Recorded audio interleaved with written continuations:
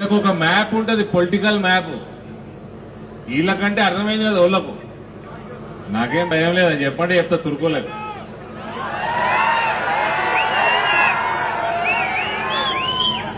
వీళ్ళకు political map ఉంటుంది, చాలా జాగ్రత్తగా వినండి.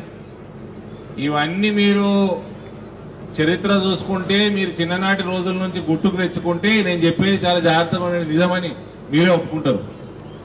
వాళ్ళ జనాభా 10 నుంచి 15% ఉన్నంత వరకు వాళ్ళది ఒకటి ఉంటుంది. ఫస్ట్ స్టేజ్ దారుల్ అమన్, అంటే ల్యాండ్ ఆఫ్ పీస్. అందులో ఇది సెక్యులర్ దేశము, హిందూ ముస్లిం భాయి భాయి, గంగా జమున తహజీబ్, మనం అందరం కలిసి ఉండాలి, మీ దేవుడు మా దేవుడు ఒకటే అని సూక్తులు చెప్తా ఉంటాం. ఇది మేము చిన్న ఉన్నప్పుడు 15-20 ఏళ్ల కింద ఈ పరిస్థితి ఉండే, ఈ స్టేజ్ ఉండే. ఒకసారి 15% దాటి 20% వస్తుందా? ఇప్పుడు రెండో స్టేజ్లో ఉన్నాము, జాగ్రత్త నవ్వకుండ్రి. రెండో స్టేజ్లో ఉన్నాము. ఇది ఏం స్టేజ్ అంటే సెకండ్ స్టేజ్. దారుల్ అమన్ పోయి దారుల్ హరబ్ వస్తుంది. ఈ సెకండ్ స్టేజ్ ఏముంటుందంటే ల్యాండ్ ఆఫ్ కాన్ఫ్లిక్ట్, కిరికిరి పెట్టే స్టేజ్ ఇది. ఇందులో ఏముంటుంది? లవ్ జిహాద్ వస్తుంది. లవ్ జిహాదులు మొదలవుతాయి, ఓటు జిహాదులు మొదలవుతాయి, కమ్యూనల్ రైట్స్ మొదలవుతాయి. రైట్స్ గురించి మాట్లాడతారు, హక్కుల గురించి మాట్లాడడం మొదలవుతుంది. మన విగ్రహాల దగ్గర పచ్చ జెండాలు వచ్చుడు మొదలవుతాయి. నేను చెప్తున్నా నిజం అవుతున్నా లేదా? చూస్తున్నా లేదా? కొంచెం మంచినీళ్ళు ఇవ్వడం. కాంగ్రెస్ కేసీఆర్ పార్టీలు ఉంటాయి కదా,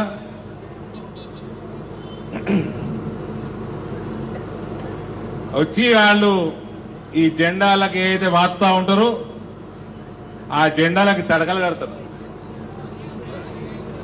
కట్టిరా? చాలా జాలలో చూసి ఉంటారు మీరు, కట్టి ఉంటారు కదా.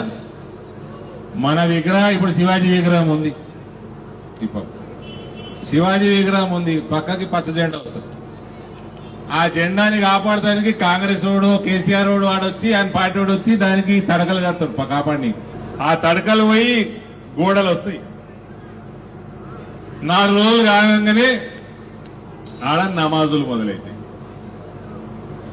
ఇవాళ ఆ స్టేజ్లో ఉన్నాము, జాగ్రత్త.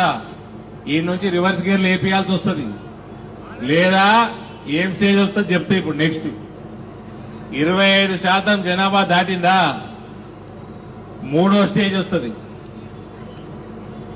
దారుల్ ఇస్లాం. ఇక వీడికి వచ్చినాక లాస్ట్ ఫేజ్ ఇది, భయపెట్టించి కన్వర్షన్. పాకిస్తాన్ బంగ్లాదేశ్ లో జరిగింది ఇదే, భయపెట్టించి కన్వర్షన్, మర్డర్లు, మానభంగాలు, ఇవన్నీ చేసుకుంటూ మర్డర్లు మానభంగాలు చేసుకుంటూ కన్వర్షన్ చేసుడు. ఇస్లాం స్వీకరిస్తావా లేదా నరకానికి పోతావా? ఇస్లాం స్వీకరిస్తావా నరకానికి పోతావా? ఇస్లాం స్వీకరించకపోతే కాఫీర్లు, స్వీకరిస్తే సంతోషం, లేకపోతే కాఫీర్ అవుతావు. కాఫీర్ని ఏం చేస్తారు? ఇస్లాం ఏం చెప్తున్నది? చంపేయాలని చెప్తున్నది. అప్పుడు మర్డర్లు వస్తాయి. ఈ స్పీచ్ ఇచ్చినందుకు కేసు అవుతుంది నా మీద, పోలీసులు ఉన్నారు ఇక్కడ. అయితే బొచ్చ అయితే అయింది.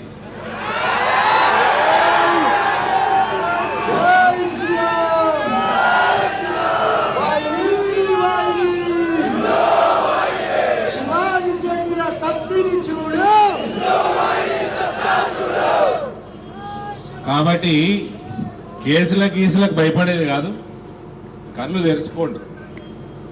వాళ్ళు ఓట్లు ఎట్లా వేస్తున్నారు, అలా ఓటు జిహాద్ ఏ రకంగా ఉన్నది చూసుకోండి.